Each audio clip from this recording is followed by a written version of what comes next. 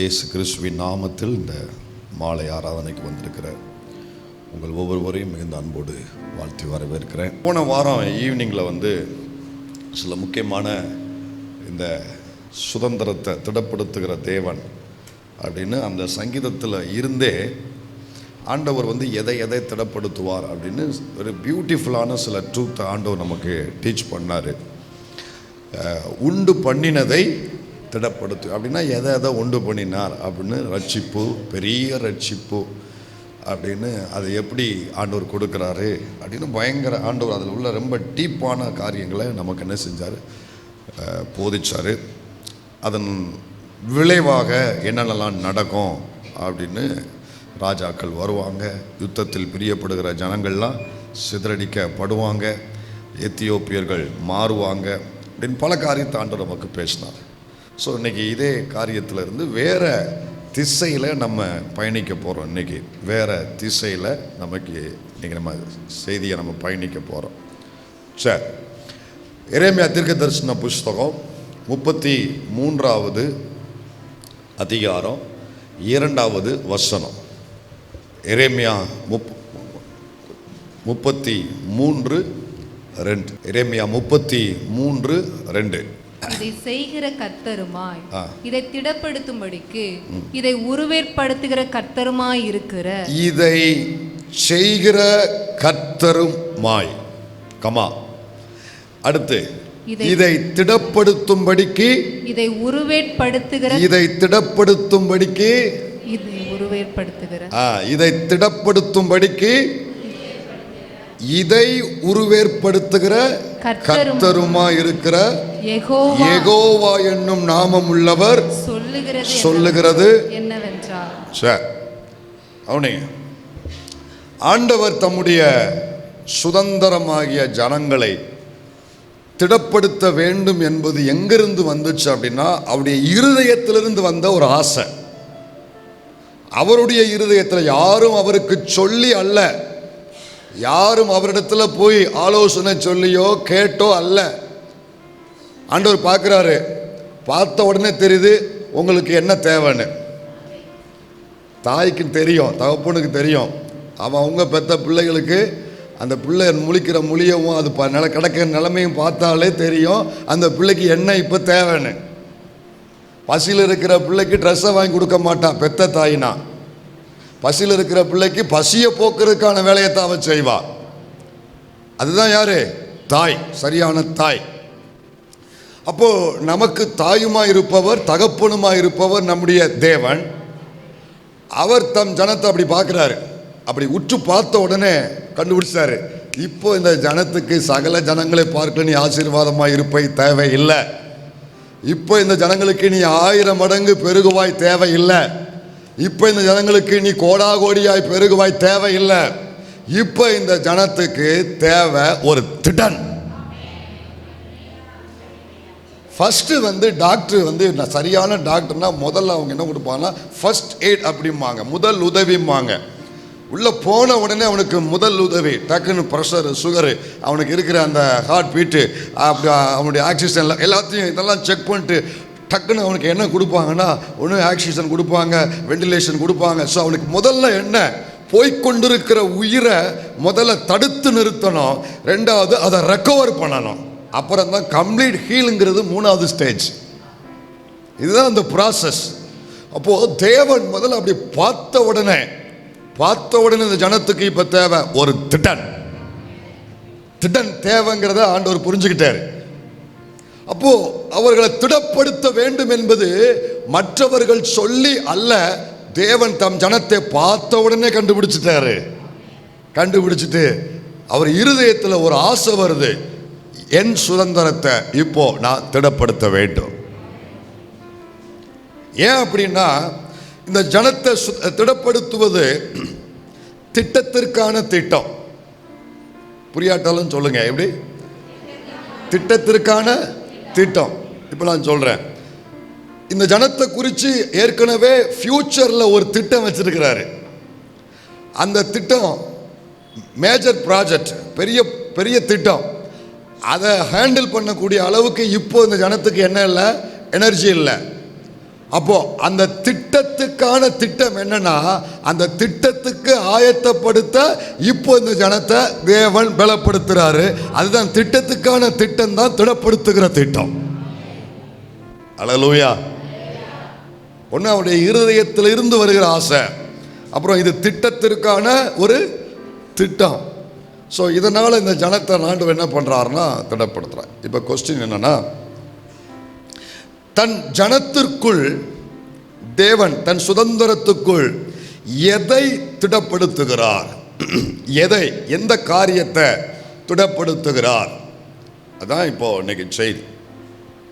இப்போ எரேமியா தீர்க்க தரிசன புஸ்தகத்தில் வாசித்தோம். அங்கே எரேமியா என்ன சொல்றாருன்னா, ஆண்டவர் 3 காரியங்களுக்காக தன் ஜனத்தை திடப்படுத்துகிறாரு. ஒன்று ஒன்றா சொல்கிறேன். 3 காரியங்கள், நோக்கங்களுக்காக கர்த்தர் தம்முடைய ஜனத்தை திடப்படுத்துகிறார். 3 நோக்கங்கள், அதாவது 3 காரியங்களை திடப்படுத்துகிறார். நோக்கங்கிறது நான் அப்புறம் சொல்கிறேன். 3 காரியங்களை ஆண்டவர் திடப்படுத்துகிறார். எதை திடப்படுத்துகிறார்? ஒன்று, இந்த பகுதியில் வாசிக்க கேட்டோம், இதை செய்கிற கர்த்தருமாய், இதை செய்கிற கர்த்தருமாய், இதை திடப்படுத்தும்படிக்கு இதை உருவேற்படுத்துகிற கர்த்தருமாய், யெகோவா தேவன். சரி, ஆண்டவர் எதை இங்க சொல்ல வர்றாருன்னா, இந்த இதை அப்படிங்கிற வேர்டு அது எதனுடைய வேணா இணைப்பு சொல் அப்படிம்பாங்க. ஏற்கனவே பேசிக்கிட்டே வரும் பொழுது முதல்ல பேரை சொல்லுவோம் அல்லது பொருளை சொல்லுவோம். பேரை சொல்லிட்டு ஆரம்பித்து பேசி கொண்டிருக்கும் போது மறுபடியும் பேரை சொல்ல மாட்டோம். அவர், இவர், இப்படி நம்ம வேர்டு யூஸ் பண்ணுவோம். அது இணைப்பு சொல். அல்லது ஒரு பொருளை குறித்து பேசுகிறோம்னா முதல்ல அந்த பொருளை குறித்து மைக், இந்த மைக் நல்ல மைக் அப்படின்னு முதல்ல ஆரம்பிக்கிறவங்கள பேசும்போதெல்லாம் மைக்கு, சூப்பர் மைக்கு, மைக்கு நல்லா, இப்படி சொல்ல மாட்டேன். முதல்ல மைக்குன்னு சொல்லிட்டு அப்புறம் இதை என்ன சொல்லுவோம், இது இது இது அப்படின்னு கொண்டு போவோம். அப்போ இதை செய்கிறவருமாய் அப்படின்னா ஆண்டவர் எங்கே கொண்டு வரான்னு நினைக்கிறார். ஏற்கனவே ஒரு காரியத்தை கர்த்தர் ஜனத்தோடு பேசிக்கிட்டு இருக்கிறாரு. முந்தின அதிகாரத்தில் தேவன் சில காரியங்களை தம் ஜனங்களோடு பேசுகிறாரு. பேசிக்கிட்டே அப்புறம்தான் சொல்றாரு, இவைகளை எல்லாம் செய்கிற கர்த்தர், இவைகளை எல்லாம் செய்கிற கர்த்தர், இதை செய்கிறவர். சில காரியங்களை காமிக்கிறாரு. 1 2 3 4 5 இப்படி வரிசையா காமிச்சிட்டு அப்புறம் இதை செய்கிற கர்த்தர். அப்ப எதை செய்கிறவர்? முந்தின அதிகாரத்தில் அங்க குறிப்பிட்டப்பட்டிருக்கிறது. 39 வாசிங்க. முந்தின அதிகாரத்தினுடைய 39வது வசனத்திலிருந்து, அதே எரேமியா 32ஆம் அதிகாரத்தில் 39ஆம் வசனத்திலிருந்து வாசிங்க.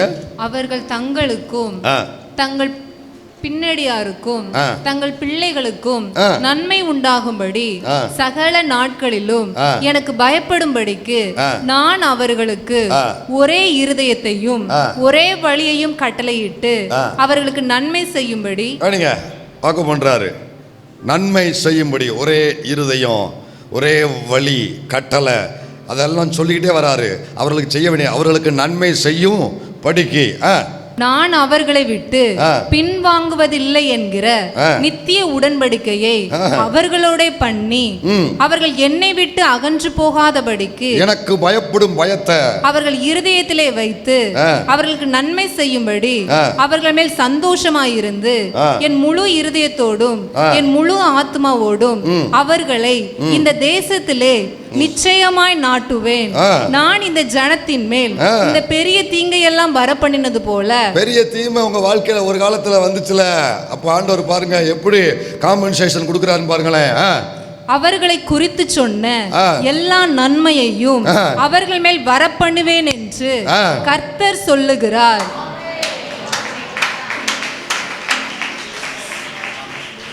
Point 1, point 2, point 3, point 4, point 5, point 6, point 7 வரிசை சொல்லிக்கிட்டே வராரு. ஆண்டவர் தம் ஜனத்தை பார்த்து தன் ஜனத்தினுடைய பரிதாப நிலைமையை பார்க்குறாரு. தன் ஜனத்தினுடைய வேதனைக்குரிய சூழ்நிலையை பார்க்குறாரு, தன் ஜனங்களுக்குள்ள இருக்கிற காயங்களை பார்க்குறாரு, தன் ஜனங்களுக்கு இருக்கிற அந்த மிக மோசமான ஒரு அவங்களுடைய பலவீனங்களை பார்க்குறாரு. இதெல்லாம் பார்த்துட்டு இப்போ அந்த ஜனங்களுக்கு செய்ய வேண்டும் என்று அவர் மனதில் தீர்மானித்த காரியத்தை வரிசையாக எடுத்துரைக்கிறாரு. அவர்கள் ஆவிக்குரிய வாழ்க்கைக்கு நான் இதை செய்வேன், அவர் குடும்பத்துக்கு இதை நான் செய்வேன், அவருடைய எதிர்காலத்துக்கு இதை செய்வேன், அவருடைய சரீர சுகத்துக்கு இதை செய்வேன், அவர்கள் தரிசனத்துக்கு இதை செய்வேன், அவருடைய சமாதானத்துக்கு இதை செய்வேன், அவருடைய வாஞ்சைக்கு இதை செய்வேன். வாரிசிய கர்த்தர் செய்வேன் செய்வேன் செய்வேன் செய்வேன். அப்படியே அந்த ஜனத்துக்கு அவர் சொன்ன காரியங்கள் எல்லாம் அப்படி சொல்லி முடிச்சுட்டு ஒரு கன்க்ளூஷனுக்கு வராரு. சொல்லி முடிச்சுட்டு முடிவரையா சொல்றாரு, இதை செய்கிற கர்த்தர், இதை செய்கிற கர்த்தர். இப்ப வாசிங்க 33:2. இப்ப வாசிங்க, இப்ப வாசிங்க. இதை செய்கிற கர்த்தர். கை உயர்த்தி ஒரு ஆமென் சொல்லுங்க. ஹல்லேலூயா.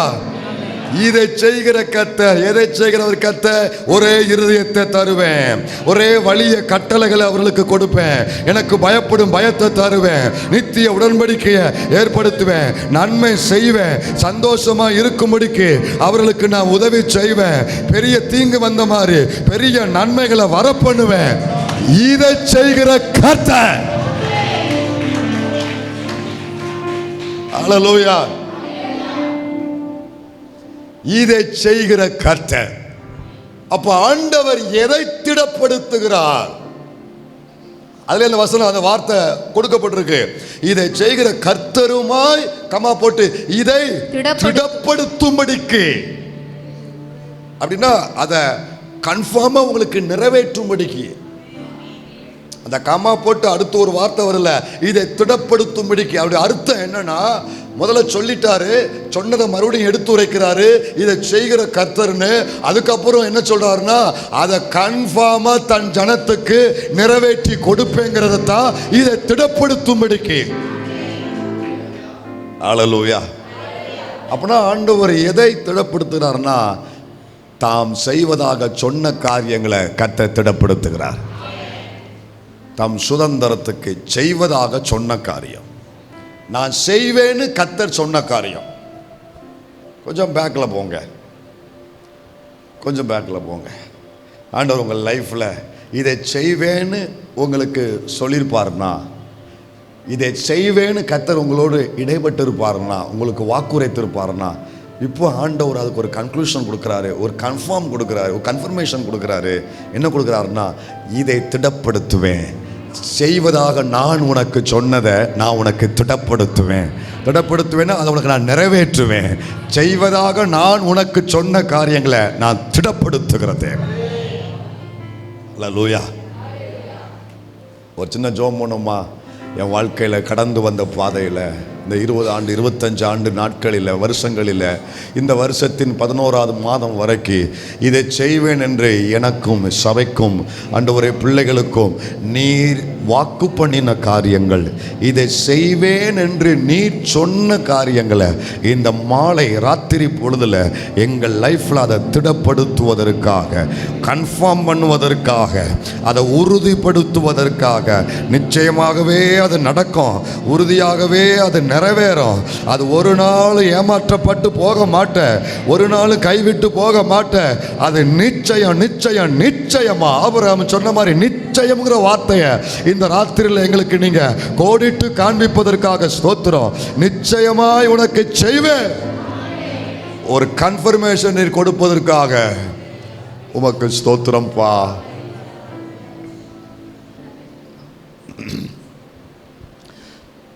சொன்ன சகல நன்மைகளையும் கர்த்தர் என்ன பண்றாருன்னா உறுதிப்படுத்துறார், திடப்படுத்துறார்.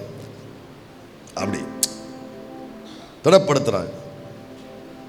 சொன்ன சகல நன்மைகளையும், சகல நன்மை, சகல காரியத்துக்குரிய நன்மைகளையும். எதற்குரியது, யாருக்குரியது, உங்கள் லைஃப்பில் எந்த பார்ட்டில் எந்த பகுதிக்குரியது, அதெல்லாம் ஆண்டவர் இப்போ வந்து அப்படி ஒரு ஸ்ட்ரென்தன் பண்ணுறார். செய்வேன், இது நிறைவேறும், இது உனக்கு தான், நிறைவேற்றுவேன். அதை ஆண்டவர் இன்னைக்கு செய்கிறார். ஹல்லேலூயா. ஏன்னா அவருக்கு தெரியும், என் பிள்ளைக்கு நான் செய்யாவிட்டா there is no hope. என் பிள்ளைக்கு நான் செய்யாவிட்டா அவளுக்கு எந்த நம்பிக்கையுமே இல்லை. என் பிள்ளைக்கு நான் செய்யாவிட்டா, என் சுதந்திரத்துக்கு நான் செய்யாவிட்டா அவளுக்கு வேற வழியே இல்லை அப்படிங்கிறது கர்த்தருக்கு தெரியும், ஆண்டவருக்கு தெரியும். என் ஜனத்துக்கு, என் சுதந்திரத்துக்கு, என் பிள்ளைக்கு நான் செய்வதாக சொன்னதை நான் செய்யாவிட்டா அவளுக்கு ஒருவருமே இல்லைங்கிறது அந்த ஒரு தேவனுக்கு, ஒரே ஒருவருக்கு தெரியும். அல்லேலூயா. ராத்திரி நேரத்தில் ஒருவருமே இல்லைன்ட்டு வந்திருக்கிறீங்களா? ஒருவராய் சாவாமை உள்ளவர் நமக்காக இருக்கிறார். நிறைவேற்றத்தக்க வாக்குரைத்த தேவன், சொன்னதை செய்வேன்னு சொன்ன தேவன், திடப்படுத்துகிற தேவன் உங்களுக்காக இருக்கிறார். ஐ எம் ஃபார் யூ, நான் உனக்காக இருக்கிறேன். ஜீசஸ், அல்லேலூயா. இப்போ விஷயம் அதை எப்படி செய்கிறாரு, அதே வசனத்தில் தான் நம்ம கவனிக்கிறோம். இந்த தாம் செய்வதாக சொன்ன அந்த காரியங்களை எல்லாம் கர்த்தர் எப்படி செய்கிறாரு, ஆண்டவர் அதை எப்படி தம் ஜனத்துக்கு கொண்டு வர்றாரு, அதிலேயே பாருங்களேன். மறுபடியும் அந்த வசனத்தை வாசிக்கணும். இதை செய்கிற கர்த்தருமாய், இதை திடப்படுத்தும்படிக்கு இதை உருவேற்படுத்துகிற கர்த்தருமாய் இருக்கிற யெகோவா என்னும் நாமம் உள்ளவர் சொல்லுகிறது என்னவென்றால், சார் என்ன சொல்லப்பட்டிருக்குன்னா, செய்வேன், திடப்படுத்துவேன் அப்படின்ட்டு அடுத்த ஒரு வார்த்தை கொடுக்கப்பட்டிருக்கு, உருவேற்படுத்துகிற கர்த்தர். இது ஒரு டிரான்ஸ்லேஷன் எடுத்து வச்சிருந்தேன், எப்படியே மிஸ் ஆகிட்டு எனக்கு. சரி, பரவாயில்ல, கவனி. உருவேற்படுத்துகிற கர்த்தர், இதனுடைய அர்த்தத்தை மட்டும் நான் உங்களுக்கு விளங்குற மாதிரி சொல்கிறேன். உருவேற்படுத்துகிற கர்த்தர் அப்படின்னா என்னுடைய உண்மையான அர்த்தம், ஆண்டவர் தம் பிள்ளைகளுக்கு செய்வதாக எதெல்லாம் சொன்னாரோ அதை எப்படி கொண்டு வருவார்னா, உடனே மொத்தமாக கொண்டு வர மாட்டார். ஜீம் பூம்பா அண்டா குசும் அமுதா குசும் திறந்துடு, அப்படி ஒரு கதவு திறந்து உள்ள பரவாயில்ல அப்படிலாம் இருக்காது. மேஜிக்லாம் பண்ண மாட்டார். கர்த்தர் மேஜிக் பண்ணுறவர் அல்ல, அது ஏமாத்து வேலை. ஆண்டவர் அவர் நியமித்த சில விதிமுறைகள் இருக்கலாம், அதன்படியே தான் அவர் கொண்டு வருவார். அந்த விதி அவர் உண்டாக்குன விதிக்கே அவர் மீற மாட்டார். புரியுதா உங்களுக்கு? அப்போ உருவேற்படுத்துகிற அந்த வார்த்தையினுடைய அர்த்தம் என்னென்னா, எஸ்டாப்ளிஷ் இட். அதுக்கு முன்னாடி இன்னொரு வேர்டு வரும், நான் உங்களுக்கு புரிகிற மாதிரி சொல்கிறேன். உருவேற்படுத்துகிறார் அப்படின்னா உடனடியாக உங்களுக்கு ஒன்று வாக்கு பண்ணியிருக்கிறாருன்னா, காலையில் விடிஞ்ச உடனே அந்த காரியம் அப்படியே முழுசாக வந்துடுன்னா பயந்துருவீங்க. இப்போ உதாரணமாக சொல்கிறேன், உனக்கு அண்ணாளுக்கு கொடுத்தமா உனக்கு பிள்ளையை கொடுப்பேன்றாரு. நைட்டில் போய் எனக்கு உருவேற்படுத்தணும், நீ ஜோம் மட்டும் படுக்க. காலையில் உங்கள் பக்கத்தில் பிள்ளை இருந்தால் என்னத்துக்காகும்? கொஞ்சம் கற்பனை பண்ணி பாருங்க. ஒன்று அந்த பிள்ளையை தூக்கி நீ வெளியே எறிவேன், பிள்ளைய போட்டு நீ வெளியே ஓடுவேன். அப்போது உடனடியாக வீடை தருவேன்னா அப்படியே ஜீம்பூமா அப்படியே மேஜிக் பண்ணி அப்படி ஒரு வீடு வந்து இருக்காது. புரியுதா? ஆமாம், உன்னை உயர்த்துவேன்னா இன்றைக்கே போய் நீ கலெக்டர் ஆஃபீஸில் போய் நீ சீட்டில் போய் உட்காருவேன் அப்படி கிடையாது. ஏற்கனவே அங்கே ஒருத்தர் உட்காந்துருக்காருல, அவர் ஏன் உட்காந்து வழி தெரியாமல் உட்காந்துருக்காரு, அவரே பாவம். புரியுதா? கர்த்தர் நமக்கு செய்வதாக சொன்ன எந்த காரியத்தையும் உடனடியாக அப்படியே கொண்டு வந்து கொடுக்கிறவர் அல்ல. ஆண்டவர் மேஜிக் காட் அல்ல, அவர் உருவேற்படுத்துகிறவர். திடீரென்று ஒன்றை கொண்டு வருகிறவர் அல்ல. கொண்டு வர முடியும், ஆனால் அந்த பிரின்சிபலை அவர் ஃபாலோ பண்ணுறாரு. குழந்தைன்னா அந்த குழந்தை எப்படி வரும்? திடீர்னு பிள்ளையா பக்கத்தில் வந்து உட்காராது. எப்படி வரும்னா, அது கருவில் உள்ள உருவாகும். 10 மாதம் அது ஒன்று ஒன்றா வளரும். ஒவ்வொரு அவயங்களாக அந்த பிள்ளைக்கு வளரும். எல்லாம் வளர்ந்து அதுக்கப்புறம் வெளியே வரும். இதுக்கு பேர் தான் உருவேற்படுத்துகிற தேவன். இதுக்கு பேர் தான் வீடு கட்டுறோம்னா குழி தோண்டணும். வீடு கட்டுறது குழி தோண்டணும், கண்டு மற்றவனும் குழி தோண்டக்கூடாது. குழி தோண்டணும், குழி தோண்டி அஸ்திவாரத்தை போடணும். மேலே என்ன செய்யணும்? கட்டி வரணும். அப்படியே கொஞ்சம் கொஞ்சமாக கட்டி அப்படியே கீழே பேஸ்மெண்ட் வரும், அப்புறம் லிண்டல் வரும், அப்புறம் மேலே சீலிங் வரும், அப்புறம் மேலே காங்கிரீட் போடுவாங்க, அப்புறம் பூச்சி, ஏகப்பட்ட வேலை. ஸோ இதுக்கு பேர் தான் உருவேற்படுத்துகிற அனுபவம். உருவேற்படுத்துகிற திடீர்னு சொல்லி இன்னைக்கு காமிக்கிற மாதிரி இப்படி பையில இருந்து அப்படி புறாவை எடுத்து கொடுக்குறான் பாரு, அந்த புறாவை என்னமோ மாத்துறான் பாரு, இது கிடையாது. இது நிரந்தரமும் அல்ல, அது உண்மையும் அல்ல, அது ஒரு மாயை. அது ஒரு மாயை, இருந்து இல்லாமல் போகிற ஒரு நிழல், காணொளி மாயை. திடீர்னு வந்தா அதுக்கு பேர் என்னப்பா? மாயை. ஆனா கர்த்தர் கொடுப்பது நிலைத்திருக்கும் இருக்கு. ஞானி சொல்றாரு, தேவன் செய்வது எதுவோ அது என்றைக்கும் நிலைக்கும் என்று அறிவேன். ஏன் நிலைக்கும்னா, அவ மொத்தமா உடனடியாக கொடுக்க மாட்டாரு, படிப்படியாய் கொடுப்பாரு, ஆரம்பத்திலிருந்து கொடுப்பாரு. புரியுமா சொல்றேன்? அடிப்படையிலிருந்து கொடுப்பாரு, படிப்படியாய் கொடுப்பாரு. சொல்லுங்க, அடிப்படையிலிருந்து படிப்படியாக. இன்னொரு முறை, அடிப்படையிலிருந்து படிப்படியாக. கர்த்தர் நமக்கு செய்வதாக சொன்ன எல்லா காரியங்களையும் எனக்கும் உங்களுக்கும் நம்ம எல்லாருக்கும் இதுதான் அவருடைய பிரின்சிபல். அடிப்படையிலிருந்து கொண்டு வருவாரு, படிப்படியாய் செய்வார். விடிஞ்ச உடனே மொத்தமாக இருக்காது, அப்படி செய்ய மாட்டார் ஆண்டவர். புரியுதா? தப்பிள்ளைகளுக்கு அப்படித்தான். அடிப்படை ஆரம்பத்திலிருந்து வருவார். ஸ்டார்டிங் பாயிண்ட்னு ஒன்று வச்சிருப்பார். அங்கிருந்தே துவங்குவார். அங்கிருந்து துவங்கி ஒன்று ஒன்றா அடிப்படையிலிருந்து கொண்டு வருவார். அதை படிப்படியாய் செய்வார். ஒரு நாளில் அது முழுவதுமாய் உங்கள் வாழ்க்கையில் நிறைவேறியிருக்கத்தக்கதாக தேவன் அதை செய்து முடிப்பார்.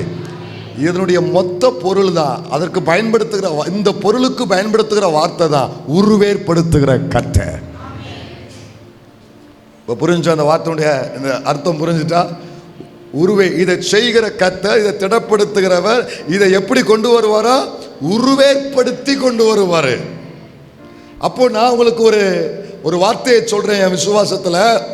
கவுனிங்க, உங்களுக்கு செய்வேன் என்று தேவன் வாக்குரைத்த சகல காரியங்களையும் இப்போ அடிப்படையிலிருந்து தேவன் செய்து கொண்டு இருக்கிறாரு, உருவேற்படுத்தி கொண்டு இருக்கிறாரு.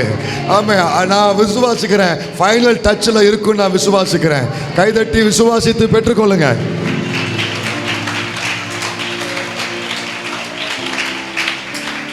கடைசி ஒரு கோட்டிங் கொடுத்துக்கிட்டு இருக்காரு. கடைசி ஒரு ஃபைனல் கோட்டிங் கொடுத்துக்கிட்டு இருக்காரு. உருவேற்படுத்துகிறவர். ஏன் இந்த செயல் இப்படி கொடுக்குறாருன்னா, அப்போ தான் அது உங்கள் லைஃப்பில் நிலைச்சிருக்கும்.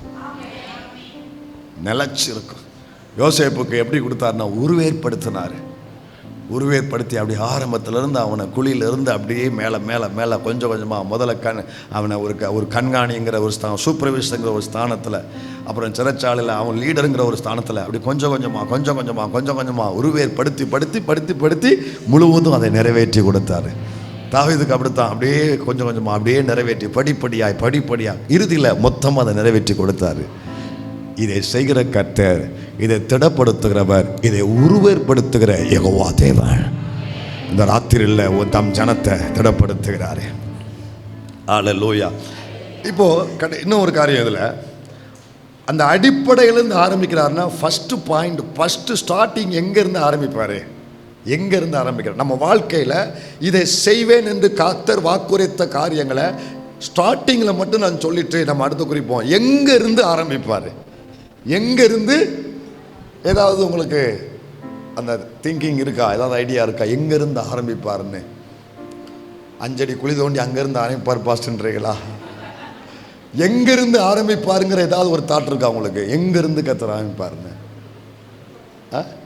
கழுகுமலை, அது கருவில் இருந்தா சரி, சொன்ன உதாரணத்துக்கு இது சரி. வேற அதுதான் நான் சொல்கிறேன்.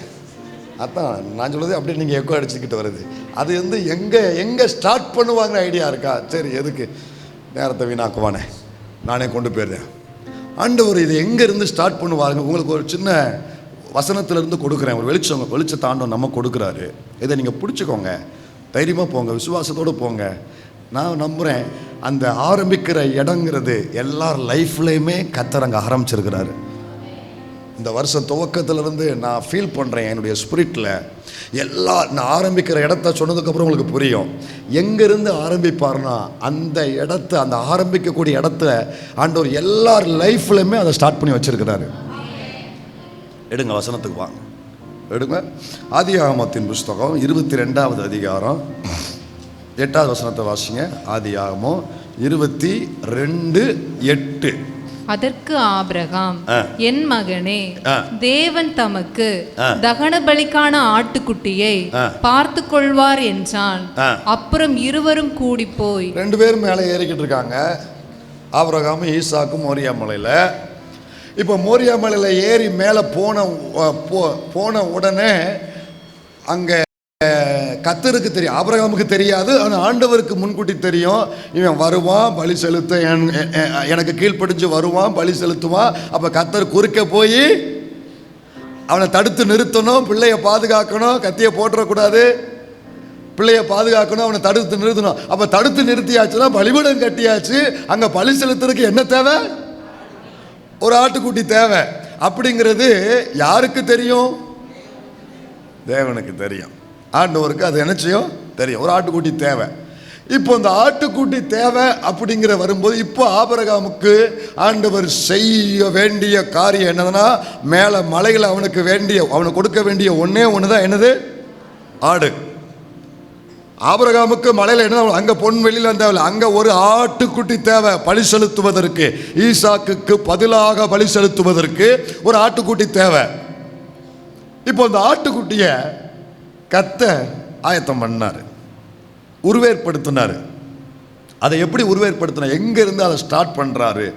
அங்கே உள்ள ஒரு நீடு, ஒரு தேவையை ஆண்டவர் பூர்த்தி செய்ய அதை எங்கேருந்து ஆரம்பித்தாருன்னா, உங்கள் கண்ணை கர்த்தர் திறக்கணும். நான் சொல்கிற காரியங்களை புரிந்து கொள்ள. 2 பேரும் மேலே ஏறுறாங்க. இப்போ மகனுக்கு ஒரு சந்தேகம் வருது. நெருப்பு இருக்கு, கட்டை இருக்கு, ஆட்டுக்குட்டியே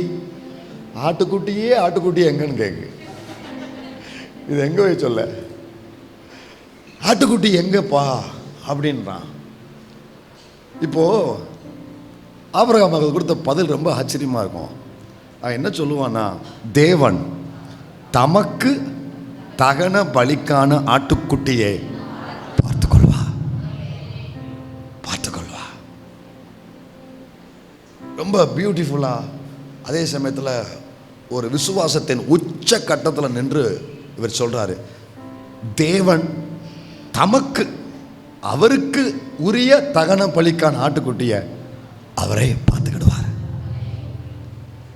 இப்போ யோசிச்சு பாருங்க, மேலே ஒரு ஆட்டுக்குட்டி ரெடியாக இருக்கிறது ஆபிரகாமுக்கு தெரியுமா? தெரியாது. ஆண்டவர் முன்கூட்டியே சொன்னாரா? சொல்லலை. ஆனால் ஆபிரகாம் கீழே இருந்து சொல்றாரு, கர்த்தர் பார்த்துக்கிடுவாரு. அப்போ ஆபிரகாம் சொன்ன ரகசியம் என்னன்னா, அவனுக்கு தெரியாது, ஆண்டவர்னு சொல்லலை. அப்போ எதன் அடிப்படையில் அவன் சொன்னான்னா, அவனுக்குள்ள நான் கர்த்தருக்காக வாரேன், நான் வெட்கப்பட்டு போக மாட்டேன். சூழ்நிலையை சமாளிப்பதற்காக ஈசாக்கிட்ட சொல்கிறான் ஒரு பக்கம், அதே சமயத்தில் ஃபெய்த்ஃபுல்லாக சொல்கிறான், விசுவாசத்தில்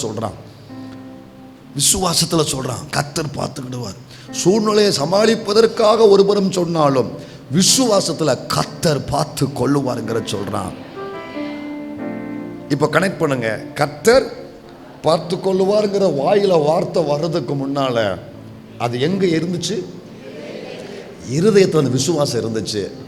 இருதயத்திலிருந்து புறப்படுது, வாயில வெளியே வருது, மேல அந்த ஆட்டுக்குட்டி இருக்குது. உருவேற்படுத்துகிற கர்த்தர். இப்போ நீங்க தான் எனக்கு பாயிண்ட சொல்ல போறீங்க.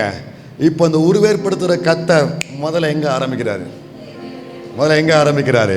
வேற எங்கேயும் இல்லை, உங்க இருதயத்தில் ஆரம்பிக்கிறாரு. ஒரு துளி விசுவாசத்தை கொடுத்து ஆரம்பிக்கிறாரு. இதை எனக்கு தேவன் செய்வார், அவர் பார்த்து கொள்ளுவார், அவர் மாற்றி அமைப்பார், அவர் கொண்டு வந்து சேர்ப்பார். இருதயத்தில் ஆரம்பிச்சு படிப்படியாய் அடிப்படையிலிருந்து அவர் கொண்டு வந்து உருவேற்படுத்தி என் கரத்தில் கொண்டு வந்து கர்த்தர் கொடுக்கிறாரு. கர்த்தருக்கு மகிமை செலுத்துவோமா? ஹல்லேலூயா. அப்போ அந்த உருவேற்படுத்துகிற அனுபவத்தினுடைய அந்த ஸ்டார்டிங் பாயிண்ட் எங்க இருக்கு?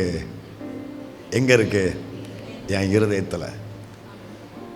எனக்கு சொன்ன அத்தனை காரியங்களையும், எனக்கு சொல்லப்பட்ட அத்தனை காரியங்களையும் இந்த மாதத்தில் அல்லது இந்த வருஷத்தின் 10 மாதம் 10 மாதங்களில் உங்கள் லைஃப்பில் என்னைக்காவது ஏற்கனவே சொன்ன வார்த்தைகளை நினைப்பூட்டி அதை நான் செய்வேன் அப்படின்னு கர்த்தர் உங்களுக்கு சொல்லி உங்கள் இருதயத்திலையும் கர்த்தர் அதை நிச்சயமாய் செய்வார், பார்த்து கொள்ளுவார் அப்படிங்கிற விசுவாசம் என்னைக்காவது உங்களுக்குள்ள வந்திருக்கா? என்னைக்காவது வந்திருக்கா? இந்த மாதத்தில், இந்த வருஷத்தில் வந்திருக்கா? அப்படி அர்த்தம் என்ன தெரியுமா? உருவேற்படுத்துகிற வேலையை தேவன் ஆரம்பித்திருக்கிறாரு. உருவேற்படுத்துகிற வேலையை கர்த்தர் ஆரம்பித்திருக்கிறாரு.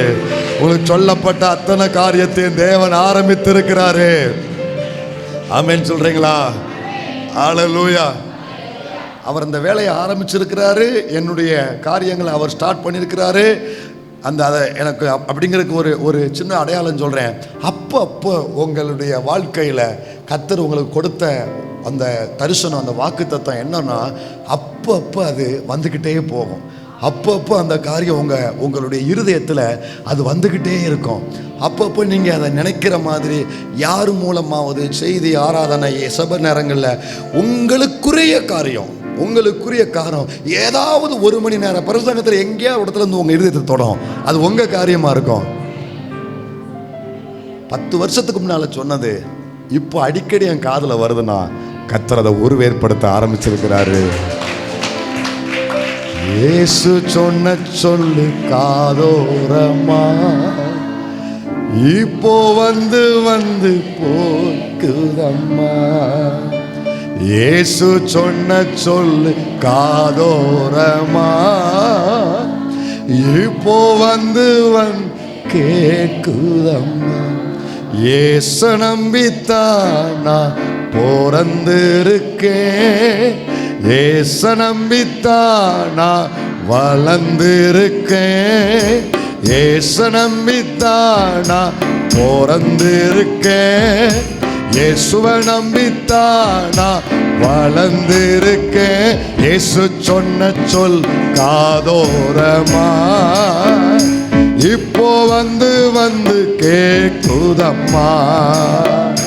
நீங்க சொன்ன சொல் காதோரமா இப்போ வந்து வருதா? வந்து கேட்டுட்டு போகுதா? மறுநாளும் தேடி வருதா? உருவேற்படுத்தி கொண்டிருக்கிறார் கர்த்தர். ஸ்டார்ட் பண்ணிட்டார் வேலையை. ஹல்லேலூயா. நம்புங்க, விசுவாசத்தோடு இதை நீங்கள் ஏற்றுக்கொள்ளுங்க, கன்ஃபஸ் பண்ணுங்க, ரிசீவ் பண்ணுங்க. ஹல்லேலூயா. விசுவாசிங்க, கன்ஃபஸ் பண்ணுங்க, அதை ரிசீவ் பண்ணுங்க. கண்டிப்பாக உங்கள் கண்கள் அதை பார்க்கும். நம்பர் 2, அப்போ முதல்ல எதை திடப்படுத்துகிறாருன்னா தாம் செய்வதாக சொன்ன காரியங்களை. நம்பர் 2 எசேக்கியேல் 34:16 34:16. நான் காணப்படாமற் போனதை தேடி துரத்துண்டதை திரும்ப கொண்டு வந்து எலும்பு முறிந்ததை காயம் கட்டி நசல் கொண்டதை திடப்படுத்துவேன். நியாயத்துக்கு தக்கதாய் அவைகளை மேய்த்து புஷ்டியும் பலமும் உள்ளவைகளை அழிப்பேன். இங்க எதை திடப்படுத்துறாருன்னா நசல் கொண்டதை திடப்படுத்துவேன். முதல்ல சொன்னதாக செய்வதாக சொன்ன காரியம். ரெண்டாவது இங்கே எதை திடப்படுத்துறாரு? நசல் கொண்டது. நசல் கொண்டதுன்னா பலவீனப்பட்டது, நோய்வாய்ப்பட்டது. இப்படிப்பட்ட தன் மந்தைக்குள்ள இருக்கிற நசல் கொண்ட காரியங்கள். நசல் கொண்ட ஆடு எல்லாருமே ஒன்று போல இருக்க மாட்டாங்க, அது எங்களுக்கு தெரியும். உங்களை பொறுத்தளவு எல்லாரும் ஒன்று போல தெரிவாங்க, ஆனால் எங்களை பொறுத்தளவு அப்படி இல்லை. அதாவது அன்பில் உங்களுக்கு கொடுக்கக்கூடிய அந்த ரெஸ்பான்ஸ், உத்தரவாதத்தில் அதில் பாரபட்சம் கிடையாது. அதில் எல்லாரும் ஒன்று தான். இங்கே இருக்கிறவங்களும் கடைசி இருக்கிறவங்க வரைக்கும், நேற்று வந்தவங்க வந்து ஏற்கனவே இருக்கு, எல்லாரும் ஒன்று தான். அதில் எல்லாரும் ஒரே எல்லைக்கோடு தான், ஒரே நூலில் தான் எல்லாரும். ஒரே நூலில் கோர்க்கப்பட்ட பூக்கள் தான் நீங்கள்.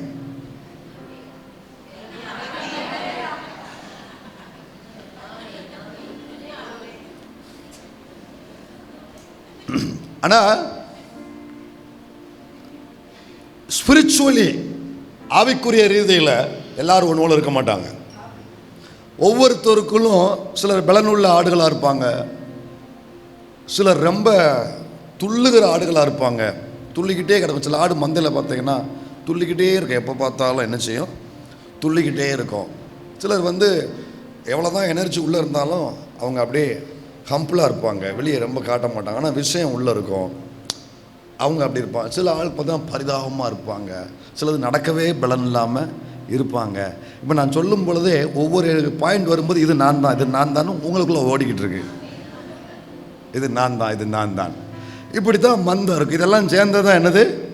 மந்தம். இதெல்லாம் சேர்ந்தா தான் சபை. அப்போ இந்த மந்தையில் ஆண்டவர் எதை திடப்படுத்துவார்? நசல் கொண்டது, நசல் கொண்டது, பலவீனப்பட்டது. அவங்களுடைய சோல்ல, அவங்களுடைய ஸ்பிரிட்ல, ஆவியில, உள்ளான மனிதன்ல, மன ரீதியில, ஆவிக்குரிய ஜீவியத்தில் பலவீனப்பட்டு இருக்கு சில ஆடுகள். சபைக்குள்ள இருக்கிற சிலருடைய வாழ்க்கையில பலவீனம் கொண்டு இருக்கிறீங்க. வெளியே பார்க்க தெரியல, ஆனா உங்கள் உண்மையான மேய்ப்பர், நல் மேய்ப்பர், நானே நல்ல மேய்ப்பன் சொன்னவர். இதுல யார் யார் நசல் கொண்டவங்கிறது அவருக்கு நல்லா தெரியும். அந்த நசல் கொண்டதை தேவன் திடப்படுத்துவேன். அதை திடப்படுத்த வேண்டிய ஒரு அவசியம் இருக்கு. ஏன்னா அதை திடப்படுத்தினால்தான் அது மந்தையோடு கூட இருக்கும், தொடர்ந்து அது பயணப்படும், அது தொடர்ந்து அது புல்ல மேயும், பலன் கொள்ளும். அப்பதான் அந்த மேய்ப்பனை சந்திக்க இந்த ஆடு இது ஆயத்தப்படுத்தப்படும். இந்த நசல் கொண்டது, இது ஏன் நசல் கொண்டது அப்படின்னா 3 காரணங்களினால் இந்த ஆடுகள் நசல் கொண்டது.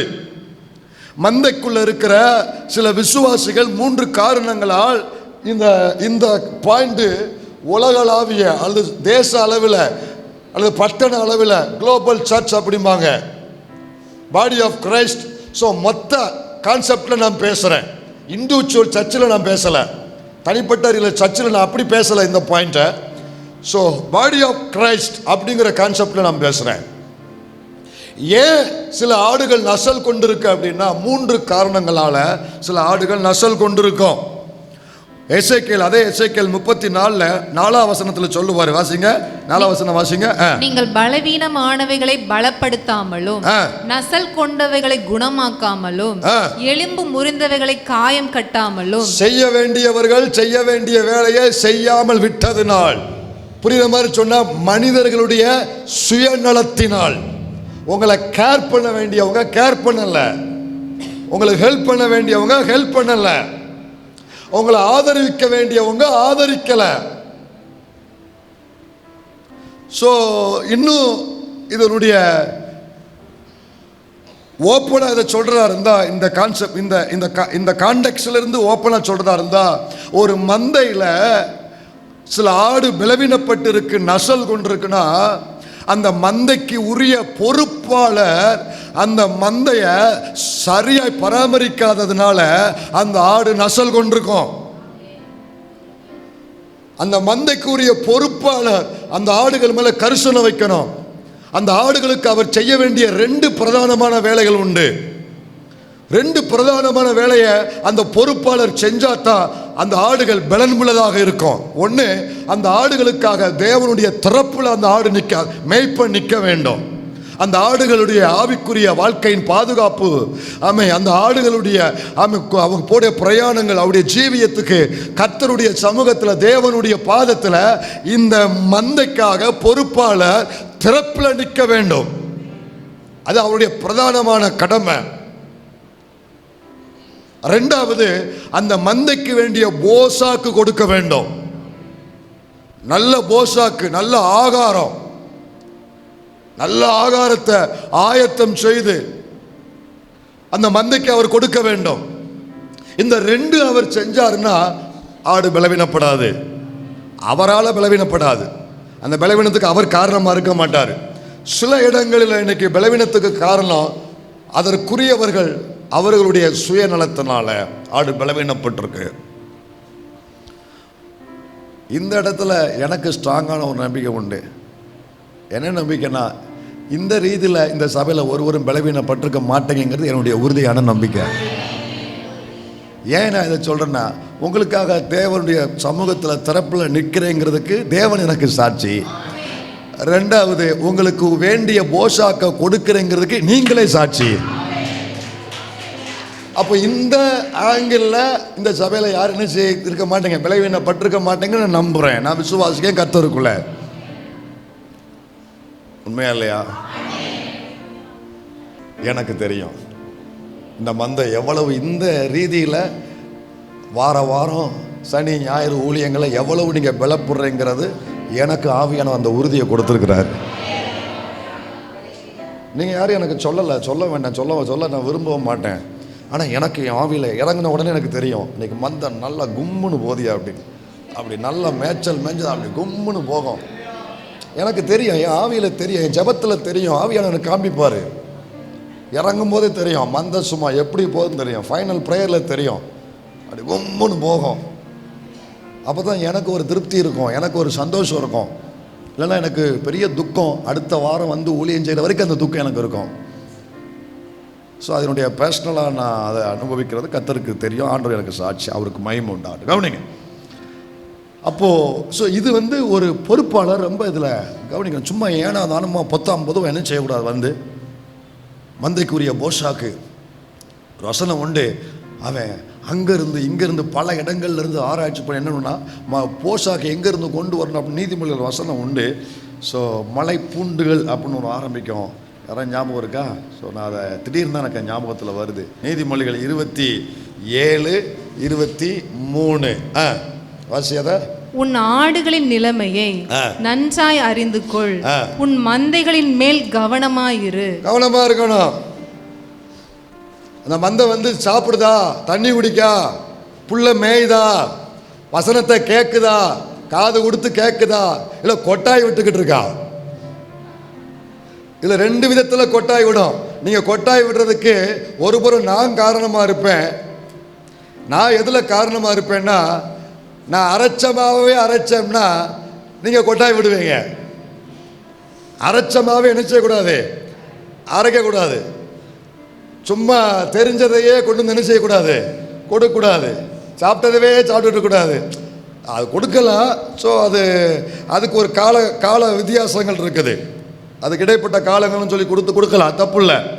ஆனால் ஸோ மந்தை டல் அடிக்கிற மாதிரி, மந்தை போர் அடிக்கிற மாதிரி, மந்தை வந்து அது சாப்பிடாத அப்படி இருக்கக்கூடாது.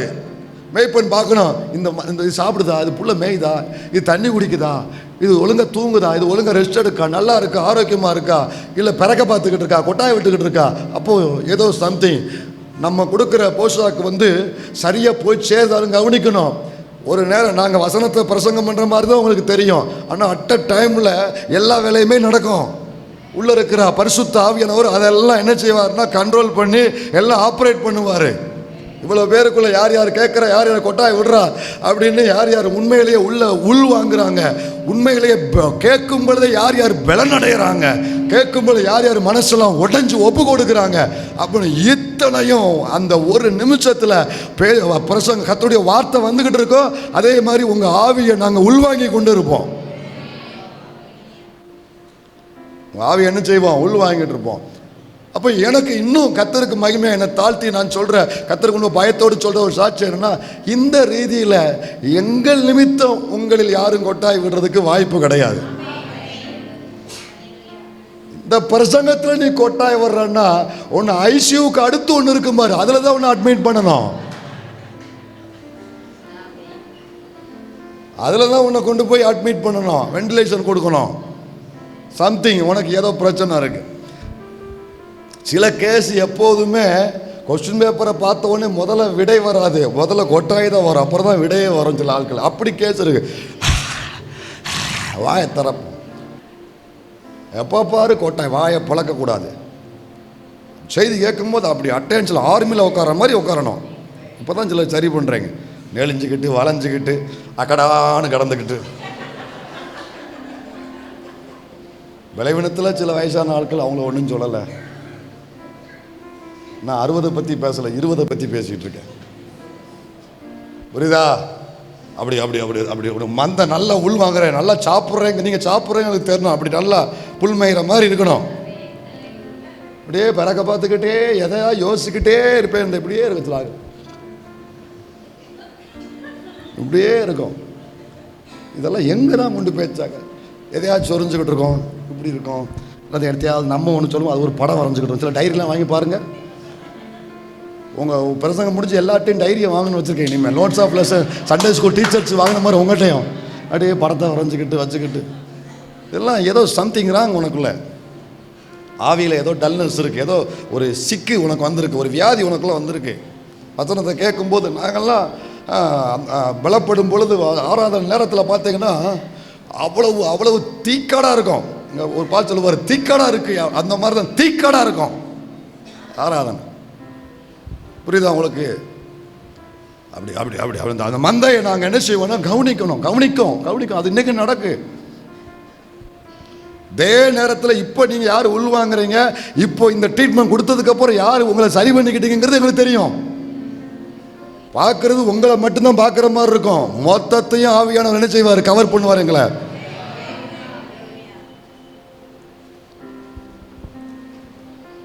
அப்படி சிங்க குட்டிகள் மாதிரி உட்காந்துருக்கணும்.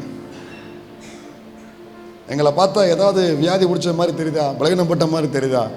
ஆனால் எங்கள் உண்மையான நிலைமை என்னன்னு கத்தருக்கு தெரியும். ஆனால் இங்கே தெரியாது, உங்களுக்கு தெரியக்கூடாது, தெரிய வைக்கவும் மாட்டோம் நாங்கள். புரியுதா உங்களுக்கு? இப்போ மந்தையின் மேலே நாங்கள் என்ன செய்யணும், கவனமாக இருக்கணும். சில நேரத்தில் ஏன் கையை உயர்த்துங்கிறோம்னா வேறு என்ன செய்ய, உன்னை எழுப்பணும்னா அங்கே வந்து எழுப்புனா உனக்கு அசிங்கம். தனியாக பேரை சொன்னாலும் நாளைக்கு சபையை மாற்றிட்டு போயிடுவேன். அதனால தான் ஒன்றால் எல்லாரும் என்ன செய்ய வேண்டியிருக்கு, புரிஞ்சுக்கோங்க. இப்போ எலும்பு உட்காரு, முட்டி போடு, கையை வைத்து, கண்ணை தர, வாயை தர, எவ்வளவு பாருங்க. பிசியோதெரபி பீஸ் ஒரு நாளைக்கு 500 ரூபா கொடுக்குறாங்க. உங்களுக்கு எவ்வளோ வேலை கொடுக்குறேன்னு தெரியுமா? எவ்வளோ ஒரே நேரத்தில் ஸ்பிரிச்சுவல் போஷாக்கும் கிடைக்கு, இல்லை பிசிக்கல் ஆக்டிவிட்டிஸும் கிடைக்கும், எல்லாமே நடக்குது. மந்தையின் மேல் என்ன செய்ய, கவனமாயிரு. அந்த மந்தைக்கு வேண்டிய போஷாக் என்ன தேவை, அதுல ஸ்பர்ஜன் சொல்றாரு. ஸ்பர்ஜன் என்ன சொல்றாருன்னா, மந்தை பிரியப்படுவதை போதிக்காதே, மந்தைக்கு எது பிரியமோ அதை நீ போதிக்காத. மந்தை பலவீனப்பட்டோம், மந்தைக்கு எது தேவையோ அதை நீ போதி. அப்ப மந்தைக்கு எது தேவைன்னு எப்படி எனக்கு தெரியும்னா, இந்த மந்தையின் பிரதான மேய்ப்பருக்கு தெரியும். அவர் இந்த மேய்ப்பருக்கு சொல்லுவாரு, அதை வாங்கிட்டு வந்து உங்களுக்கு கொடுப்போம். நீங்க பலனோடு நல்லா ஃபுல் ஆயிட்டு அப்படி கும்முன்னு போவீங்க. ஹல்லேலூயா. காலைல வயிறு ஃபுல்லாச்சா? வீட்டில் நீ தின்ன காடையை கேட்கல, இங்கே தின்ன மண்ணாவை கேட்க. நேற்று ஃபுல்லாச்சா? இப்போ ஃபுல்லாக ஆகிட்டு இருக்கா? ஓவர் ஃபுல் ஆயிடுச்சுங்களா? ஏன் உங்களை ஓவர் ஃபுல் ஆக்குறோம்னா, நீ போய் அடுத்த ஆட்களை பலப்படுத்தணுங்கிறதுக்காகத்தான். அப்போ இது ஒரு முதல் ரீசன். ஸோ இதில் ஆண்டவர் கிருபையில் இந்த சபையை கத்தர் பாதுகாப்பாக வச்சிருக்கிறாரு. அதற்காக கத்தருக்கு நான் மகிமை செலுத்துறேன். ரெண்டாவது ஒரு ரீசன் என்னன்னா, எதனால் மந்தை பலவீனப்படுது அப்படின்னா, எசேக்கியேல் 34 அதே 34 21 வாசி. 34 21. நீங்கள் பலவீனமாய் இருக்கிறவைகளை எல்லாம் புறம்பாக்கி சிதற பண்ணும்படி அவைகளை பக்கத்தினாலும் முன்னந்தொடையினாலும் தள்ளி உங்கள் கொம்புகளை கொண்டு முட்டுகிறபடியினாலே. சில இதுக்கு முந்தின ஒரு வசனத்துல கொளுத்தாடு இளச்சாடுன்னு சொல்லுவார் பாருங்க, அதுக்கு முந்தின வசனம் தான் நினைக்கிறேன். நீங்கள் அது முந்தின வசனம் வாசி. கீழே கடைசில இல்ல, அதுக்கு இடையில கடைசி. ஆகையால் கர்த்தராகிய ஆண்டவர் அவைகளை நோக்கி, இதோ நானே கொளுத்த ஆடுகளுக்கும். கொளுத்த ஆடு என்ன ஆடு? இப்போ 21 வாசி. நீங்கள் பலவீனமாய் இருக்கிறவைகளை எல்லாம் கீழே கடைசி வந்துரு அவைகளை பக்கத்தினாலும் தொடையினாலும் தள்ளி உங்கள் கொம்புகளை கொண்டு முட்டுகிறபடியினாலே. கொளுத்த ஆடு சில ஆடுகளை முட்டும், எத்தும், தள்ளும். பார்த்துருக்கீங்களா? மந்தையில் பார்த்தீங்கன்னா அது சேட்டை தானே அதுக்கு. ஏன்னா அதுக்கு பேரே என்னது? கொளுத்த ஆடு. சில கொளுத்த ஆடு இருக்கும் சபையில், கொளுத்த ஆடு இருக்கும். தம்பி உன்னை கவனிங்க, என் வாழ்க்கையில் நான் கண்டுகொண்ட உண்மை என்ன தெரியுமா? ஒரு ஆள் உங்களை பாதிக்கிற மாதிரி எதுவும் பேசினாலும் பண்ணாலுமே கவனிங்க, யாரையுமே வெளிப்படையாக நீங்கள் காயப்படுத்துகிற மாதிரி நடந்து கொள்ளக்கூடாது. ஏன்னா மிச்சமுள்ள 6.25 நாள் அவன் போன பாதை உனக்கு தெரியாது. யாரையுமே வார்த்தையினாலோ செய்கையினாலோ நீ காயப்படுத்தக்கூடாது, முட்டக்கூடாது, உதைக்கக்கூடாது. அதை கர்த்தர் பார்ப்பார். ஆண்டவர் சொல்றார், நானே அதுகளுக்கு வச்சிருக்கேங்காரு. சபைக்குள்ள இருக்கிற இன்னும் ஒரு குரூப் ஆஃப் பீப்புளை குறித்து தான் பேசுகிறாரு. வெளியே மோவாப்பா பேசலை, ஏதோமியரை பேசலை, அஞ்ஞாடிகளை பேசலை. என்ன சொல்கிறாருன்னா, கொளுத்த ஆடை பற்றி அவனை நான் வச்சுக்கிறேன் அப்படிங்கிறாரு. இதை போய் வாசித்தீங்கன்னா உங்களுக்கு புரியும். அவனை நான் பார்த்துக்கிறேன், அவனை நியாயம் தீர்ப்பேன்றார். கொளுத்த ஆடை சபைக்குள்ளதான் பேசுகிறாரு. ஏன்னா அவன் ஏற்கனவே வாழ்க்கையில் காயப்பட்டு வந்திருக்கான். அவன் ஏற்கனவே பல வேதனையோடு வந்து உட்கார்ந்துருக்கான். அவனை போய் உன் வார்த்தையினால, உன் செய்கையினால அவன் நிலைமை தெரியாம நீ காயப்படுத்தினா உன் காயத்தையும் வாங்கிக்கிடுமா. ஆனா அவனுக்கா ஜீவனை கொடுத்த மேய்ப்பர் இருக்காரு பாரு, பிரதான மேய்ப்பர். அவர் எல்லாம் உள்ள வாங்கி வச்சிருப்பாரு. யாரையும் என்ன செய்யுங்க, உங்க வார்த்தையினால காயப்படுத்தாதீங்க. சில குரூப்பு மற்றவர்களால், கொளுத்த ஆடுகளால் காயப்பட்டவங்க, பலவீனப்பட்டவங்க உண்டு. வெளியே சொல்ல முடியாமல் எப்படி போய் பாஸ்டர்கிட்ட போய் நான் சொல்ல, பாஸ்டர் இருக்கிற நிலைமையில அவர்கிட்ட போய் இதை சொல்ல, யார்கிட்ட சொல்ல என்ன ஆக பொழுது அப்படின்னு மற்ற ஆடுகள் மிதித்து இது காயப்பட்டிருக்கும், மற்ற ஆடுகள் முட்டி இது காயப்பட்டிருக்கும். அந்த ஆடை யாருக்கும் தெரியாது. இதுக்குள்ள எத்தனை பேர் இருக்கீங்கன்னு தெரியாது. உள்ள இருக்கிறவங்களாலேயே பாதிக்கப்பட்டவங்க உள்ள இருக்கீங்க. இது பெரிய வேடிக்கை. இது புரியுதா? ஆண்டவர் இதை குறித்து தான் இங்க பேசுறாரு. மற்றவர்களால், சக விசுவாசிகளால், உடன் இருப்பவர்களால் காயப்படுத்தப்பட்டவர்கள், கொளுத்த ஆடுகளால் பலவீனப்பட்டவர்கள். என்ன செய்யாதீங்க, இந்த விஷயத்தில் உங்களால் ஒரு ஆள் பலப்படணுமே தவிர உங்களால் ஒரு ஆள் காயப்படக்கூடாது. சகோதரி, சகோதரா,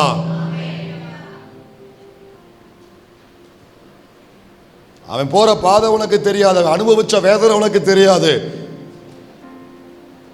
இதெல்லாம் தாங்கி கொண்டு இங்கேயாவது நமக்கு ஒரு பலன் கிடைக்கணும் தான் உள்ள வாரா. உள்ள வந்து அவனையும் யாரும் காயப்படுத்தக்கூடாது. ஆமென் சொல்லுங்க எல்லாரும். சின்ன சின்ன விஷயத்துக்கு என்ன செய்யக்கூடாது. இன்னைக்கு ஒரு நாள் உங்க இடத்துல உட்காந்துட்டாங்கன்னா அடுத்து பக்கத்தில் உட்காருங்க. என்ன பக்கத்தில் என்ன ஷாக்கா அடிக்க போகுது? ஃபேன் வேணா போடுங்க, வேண்டாட்டா ஆஃப் பண்ணுங்க. இதில் என்ன இருக்குது? எனக்கு ஃபேன் போடாதனால உங்களுக்கு போட வேண்டாம் நான் சொல்லலை. எனக்கு போட வேண்டாம், அவ்வளோ. புரியுதா? எனக்கு தேவையில்லை. தேவைன்னா போடுவேன், தேவைப்படும் போது நான் போடுவேன், தேவையில்லாமல் எனக்கு உங்களுக்கு வேணா போட்டுக்கோங்க. புரியுதா?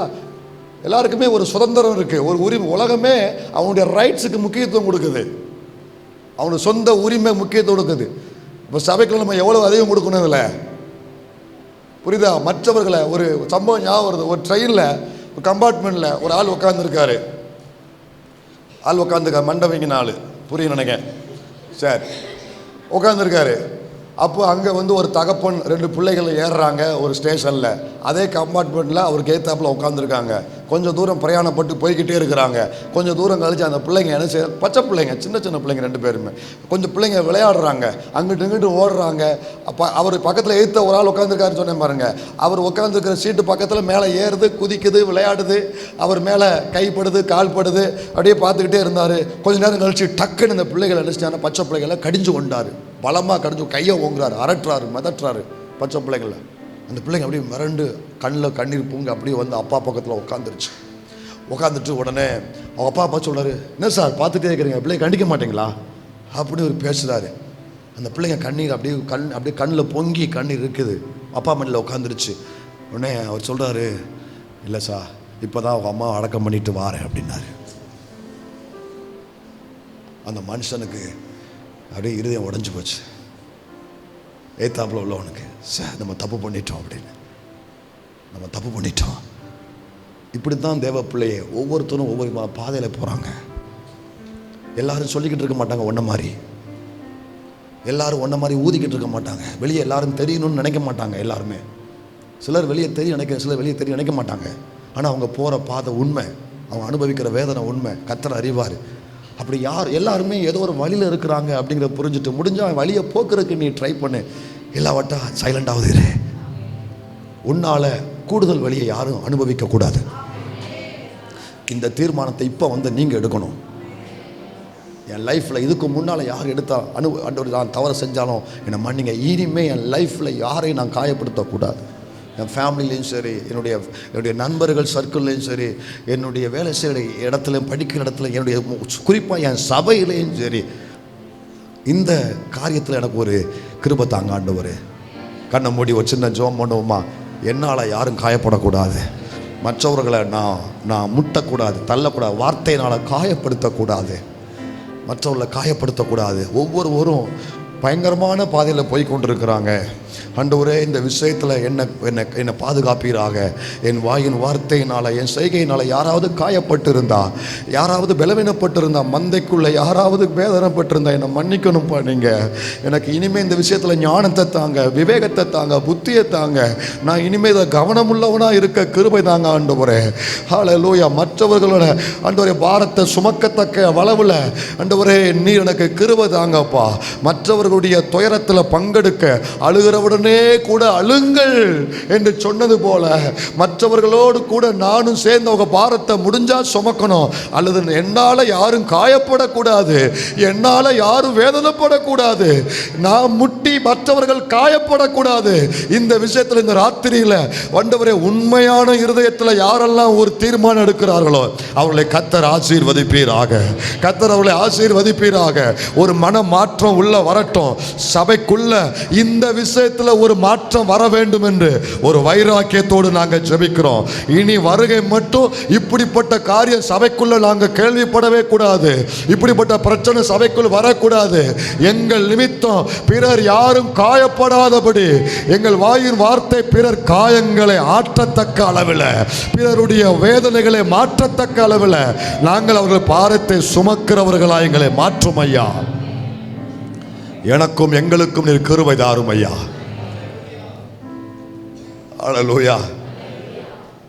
அப்போ இந்த விஷயத்தில் ஆண்டவர் நமக்கு இறங்கணும். மூணாவது ஒரு காரணம் உண்டு, அதை சொல்லி நான் ஜெபம் பண்ணி முடிக்கிறேன். அடுத்து கொஞ்சம் வேலை நிறையா இருக்குது. எசேக்கியேல் 34:8 வாசிங்க. அதே மூணாவது ஒரு ரீசன். அவன் முதல் என்ன ரீசன்? பொறுப்புள்ளவங்க பொறுப்பற்ற நிலைமையாக மாறும்போது. ரெண்டாவது என்ன ரீசன்?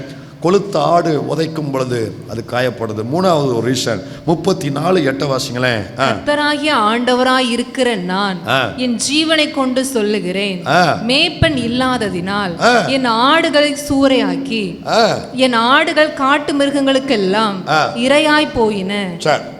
காட்டு மிருகம் இந்த ஆடுகளை தாக்கியது. காட்டு மிருகங்கள் தாக்கினதுனால இந்த ஆடுகள் காயப்பட்டது, இந்த ஆடுகள் பலவீனப்பட்டது. பொல்லாத சாத்தான் பிசாசு திருடன் திருடவும் கொல்லவும் அழிக்கவுமே வருகிறானே அன்றி வேற ஒன்றுக்கும் வரா. இந்த பிசாசு எதுக்கு வரானா? உன்னை கொல்லும்படி, உன்னை அழிக்கும்படி. பொல்லாத மிருகம், காட்டு மிருகமாகிய சத்துரு எதுக்கு வாராம்னா உன்னை பலவீனப்படுத்தும்படி வருகிறான்.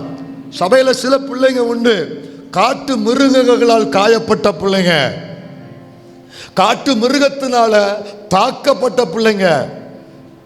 உங்களுடைய கவனக்குறைவோ அல்லது அவனுடைய தந்திரமோ ஏதோ ஒரு காரணத்தை பயன்படுத்தி உங்க எல்லைக்குள்ள ஒரு காட்டு மிருகம் வந்துருச்சு. உங்க எல்லைக்குள்ள வந்த மிருகம் உங்களை தாக்கியது. அந்த சத்துரு உங்களை தாக்குனா, சத்துருவின் தாக்குதல்கள், வியாதி என்னும் தாக்குதல், தரித்திரம் என்னும் தாக்குதல், குடும்பத்தில் சண்டை, கணவன் மனைவி சண்டைங்கிற தாக்குதல், சமாதான கேடு என்கிற தாக்குதல், ஏதோ ஒரு கேட சத்துரு கொண்டு வந்து இதனால உங்களை காயப்படுத்தி வச்சிருக்கிறான், இதனால உங்களை பலவீனப்படுத்தி வச்சிருக்கிறான். இதற்கு பரிகாரம் என்ன தெரியுமா? பரிகாரம் என்ன தெரியுமா?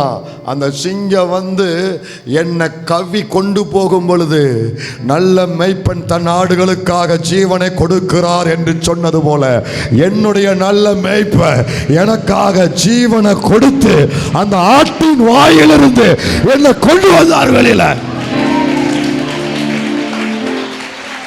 அந்த காட்டு மிருகத்தின் பிடியிலிருந்து என்னை கொண்டு வந்தார் கர்த்தர் வெளியில. அவருடைய ரத்தத்தை சிந்தி என்னை மீட்டெடுத்தாரு கர்த்தர். ஹல்லேலூயா.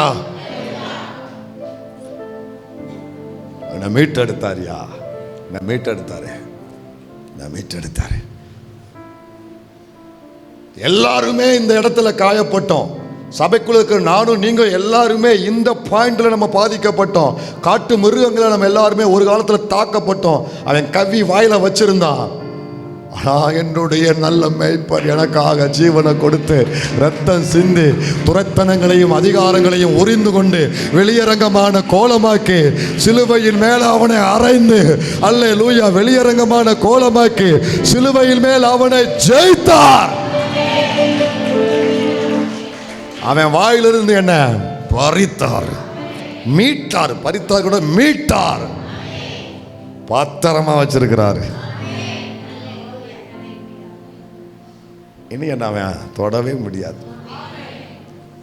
நான் உங்க தோளில் இடையில ஒரு வீடியோ பார்த்தேன், ரொம்ப நல்லா இருந்துச்சு. எனக்கு எங்கே அதில் இருக்குன்னு ரொம்ப அருமையாக இருந்துச்சு. இந்த இந்த இந்த பாயிண்ட்டுக்கு ரொம்ப பொருத்தமாக நான் முடிஞ்ச அப்புறம் அனுப்பிச்சிருக்கேன். ரொம்ப அருமையாக இருக்கும். அப்படி துரத்துன அந்த சிங்கம் துரத்துமா, சிங்கம் துரத்தி கடைசியில் அந்த கடைசி இது மட்டும் என்கிட்ட இருக்குது, அதுக்கு முன்னாடி உள்ளது என்கிட்ட இல்லை. சிங்கம் துரத்தும், அப்படியே அந்த ஒட்டக சிவிங்கி வந்து ஹைட்டாக அப்படி மேலே மேலே அந்த ஒட்டக சிவிங்கி தோளில் அந்த குட்டி உட்காந்துருக்கோம், அந்த குட்டி தோளில் உட்காந்துருக்கோம். பக்கத்தில் சிங்கம் என்னடா செய்ய, ஒன்றுமே செய்ய முடியாது அப்படின்ட்டு இருப்பாங்க. சிங்கம் பக்கத்தில் இருக்கோம், ஒன்றுமே செய்ய முடியாது. ஆனால் இதுக்கு முன்னால் அந்த குட்டியை துரத்தோன்னு துரத்திருக்கோம். ஆனால் இப்போ அந்த குட்டி பத்திரமா சேஃபாக இருக்குது, ஏன்னா தோளில் இருக்கிறதுனால. அது பக்கத்தில் இருந்துட்டு நீ ஒன்றும் தொடலாம் முடியாது, தொட்டால் உதவுலும், பல்லு போயிடும். விட்ட சிங்கம் கொடுத்துச்சுன்னு வைங்களேன், சிங்கமே ஆத்மா திணறோம். அதனால் இனி தொடலாம் முடியாது.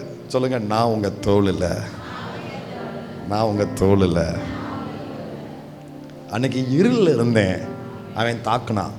இன்னைக்கு நான் தோளில் இருக்கிறேன், என்னை தொடவே முடியாது, என்னை தொடவே முடியாது.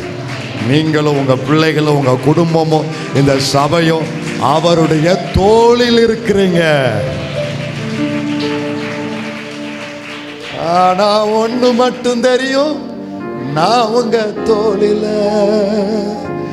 ஆனா ஒன்று மட்டும் தெரியும், நான் உங்க தோல். எனக்கு இந்த ஒன்று மட்டும்தான் தெரியும். இந்த பாட்டுல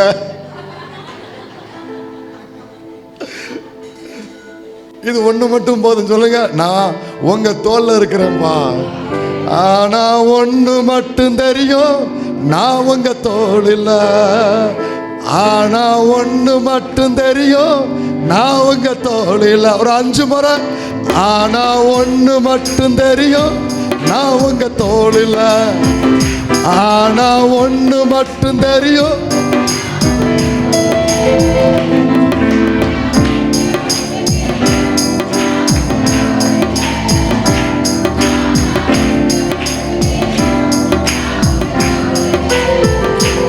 ஆனா ஒன்று மட்டும் தெரியும், நான் உங்க தோளில.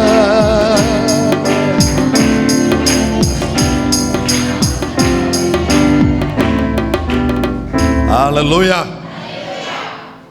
வேற எதுவும் தெரியாது, தெரியணும் அவசியம் இல்லை. எனக்கு ஒன்று தெரியும், நான் அவர் தோளில் இருக்கிறேன். திடப்படுத்தும் தேவன் என்ன அவர் தோளில் வச்சிருக்கிறாரு. அதனால இனி சத்துரு உட்புகுதல் இராது, காட்டு மிருகம் இனி உட்புகுறாது. உன்னை பலவீனப்படுத்த தாக்க வருகிற காட்டு மிருகம் எல்லைக்குள்ள வர முடியாது. நல்ல மேய்ப்பர் உன்னை காத்து கொண்டிருக்கிறார். அவர் நிழலில் நீங்கள் இருக்கிறீர்கள், உன்னதமானவருடைய மறைவில் இருக்கிறீர்கள், சர்வ வல்லவர் நிழலில் இருக்கிறீர்கள். எதுவும் சேதப்படுத்துவது இல்லை. ஹல்லேலூயா. நம்புறீங்களா நீங்க இதை? பைபிளில் ஒரே ஒரு மனுஷன், சவுல் சந்ததியில் வந்தவன். எல்லாருக்கும் சவுல் குடும்பம் அவங்க மறிச்சு போயிடுச்சு, எல்லாருமே நல்லா இருக்கிறாங்க. ஆனால் ஒருத்தன் மட்டும் நசல் கொண்டு இருந்தான். யார் சொல்லுங்க? மேவி போசத், யோனத்தான் மகன்.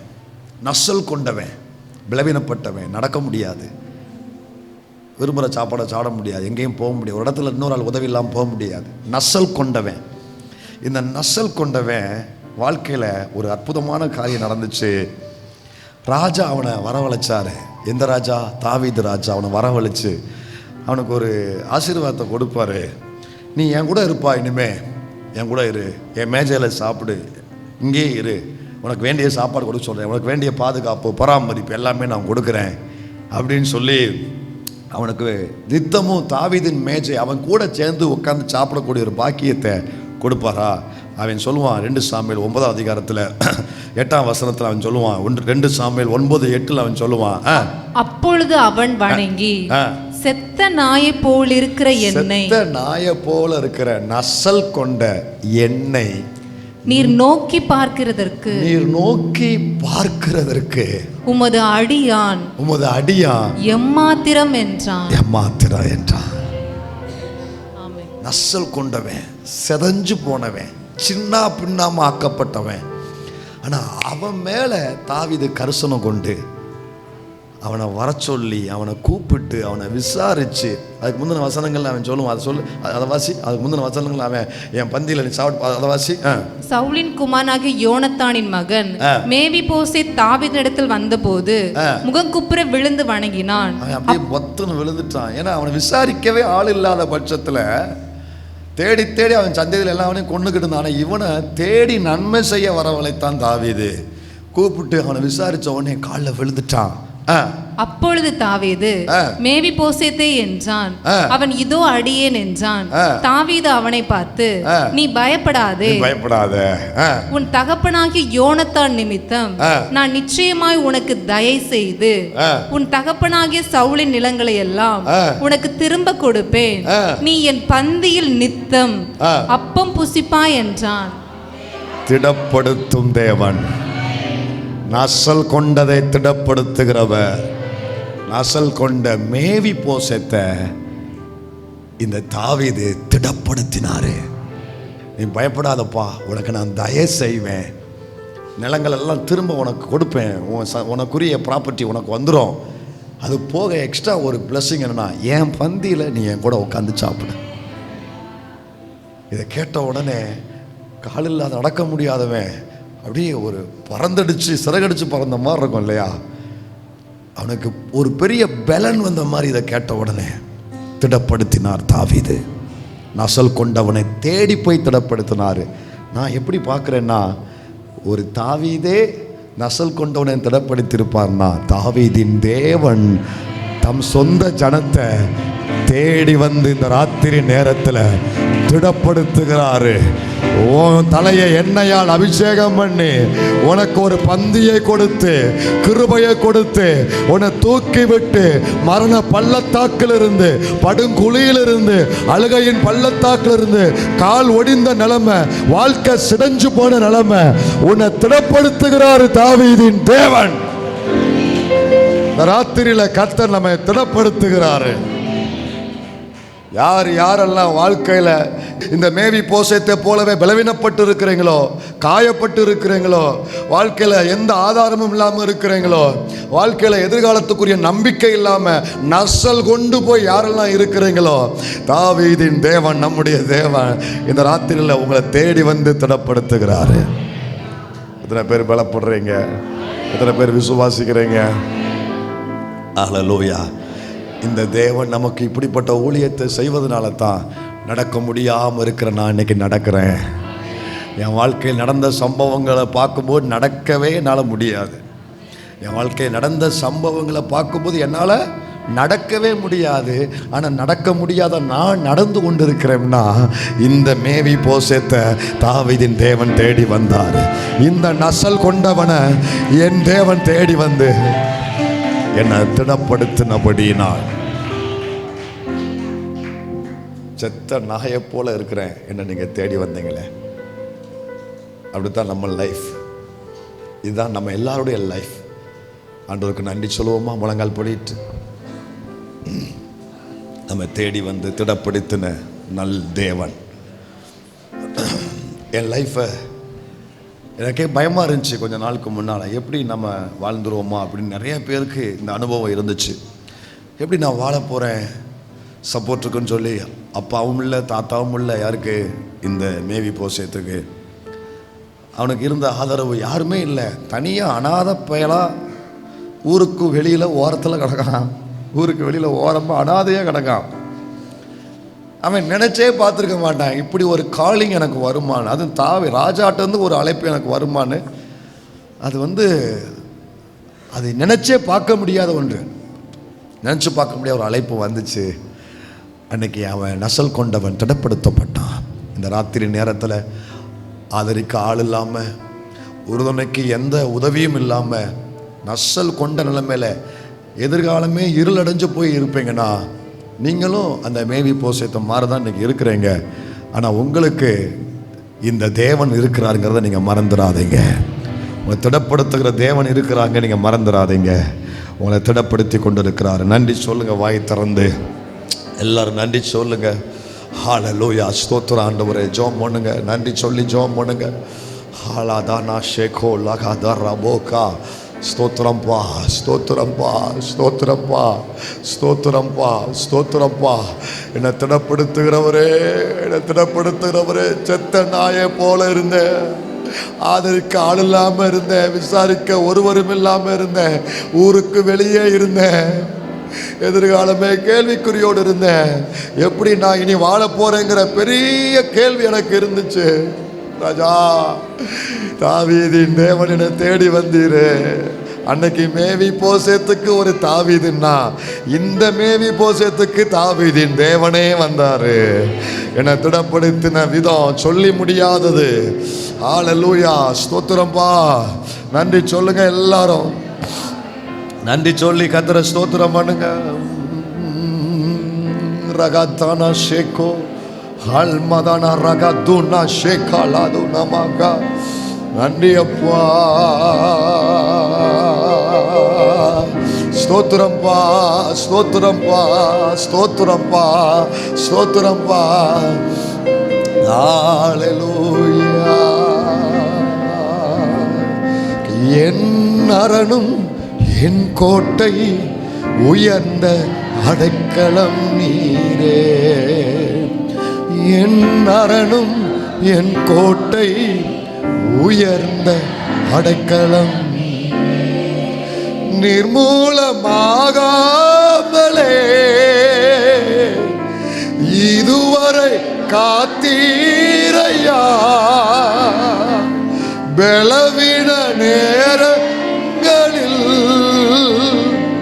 உம் கிருபை தாங்கினதையா. என் அரணும் என் கோட்டை உயர்ந்த, என் அரணும் என் கோட்டை உயர்ந்த அடைக்கலம் நீரே. உங்க கிருபை இல்லாம வாழ முடியாது, உங்க கிருபை இல்லாம வாழ தெரியாதையா. உங்க கிருபை இல்லாம வாழ முடியாதையா. உங்க கிருபை இல்லாம வாழ தெரியாதையா.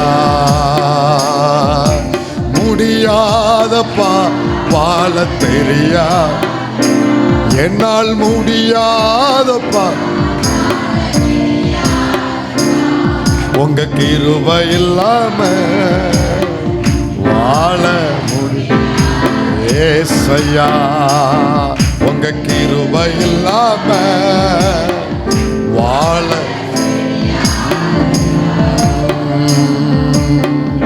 உமது கிருபை சத்துருக்களை அழித்திடுவி.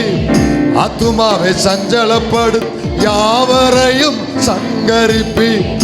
உமது கிருபையின சத்துருக்களை அழித்திடுவி. ஆத்துமாவை சஞ்சலப்படுத்தும் யாவரை சஞ்சரிப்பி. உமது அடிமை நானையா, எனது தெய்வ நீரையா. நான் நம்பும் கேடாக நீரே,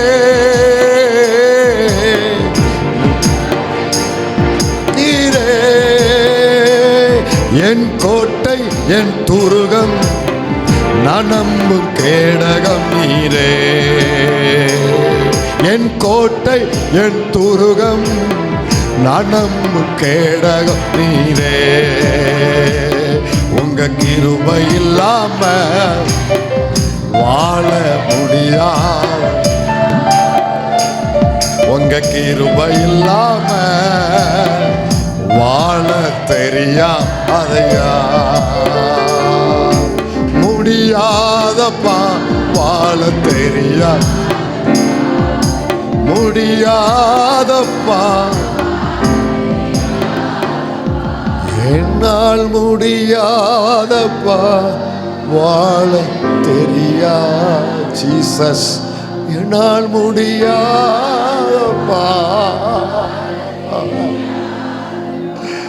சொல்லுங்க ஆண்டவர்கிட்ட, வாய் திறந்து பேசுங்க. I cannot do without you. என்னால் எதுலையுமே செயல்பட முடியல ஆண்டவரே. என்னை பிளப்படுத்துகிற என்னுடைய துணையாளர் நீங்க என் கூட இருப்பது மட்டும்தான் எனக்கு ஒரே ஒரு ஆறுதல்பா. முடியாதப்பா வாழ தெரியாதப்பா, முடியாத நீங்க இல்லாம வாழ முடியாதையா. உங்க கிருபை இல்லாம வாழ தெரியாது. என் இயேசுவே என் எஜமானனே, என் நேசரே, என் மணவாளனே, என் இயேசுவே என் எஜமானனே, என் நேசரே, என் துணையாளரே.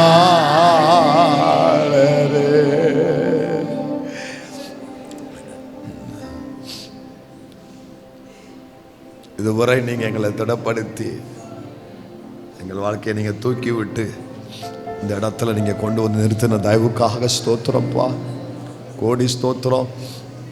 இந்த ராத்திரியில ஒரு புது நம்பிக்கையை பலனை நீங்க கொடுத்ததுக்காக ஸ்தோத்திரம். உருவேற்படுத்துகிற கர்த்தர் என்று எங்களுக்கு வாக்குறுத்தீரே, செய்வதாக சொன்ன அத்தனையும் எங்கள் இருதயத்தில் இப்போ நீங்கள் துவங்கி வச்சிருக்கிறீங்களே, கர்த்தர் பார்த்து கொள்வாருங்கிற